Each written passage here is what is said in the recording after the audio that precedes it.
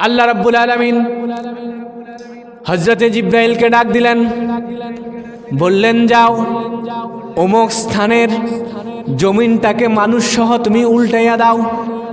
হযরত জিব্রাইল আল্লাহ রাব্বুল আলামিনকে ডাক দিলেন, বললেন রব্বুল আলামিন এই স্থানের মধ্যে তো, এই জায়গার মধ্যে তো আপনার এমন এক বান্দা আছে, তিনি একবারে অল্প সময়ের জন্য আপনার ইবাদত বন্ধ করে না, সব সময় সর্ব অবস্থায় আপনার জিকির, আপনার নামাজ, আপনার ইবাদত করতে থাকে।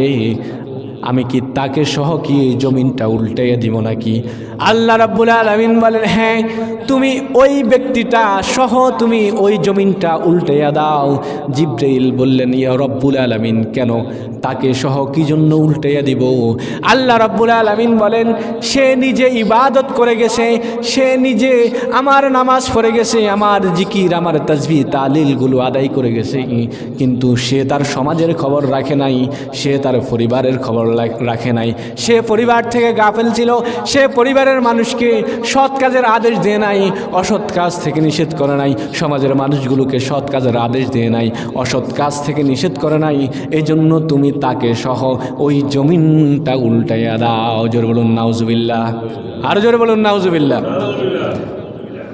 ওই মানুষটার কি অপরাধ কি?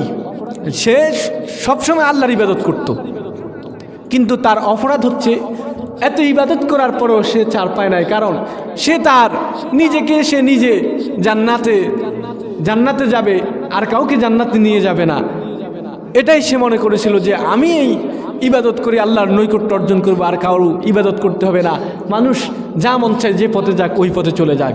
কিন্তু না, সেটা হবে না।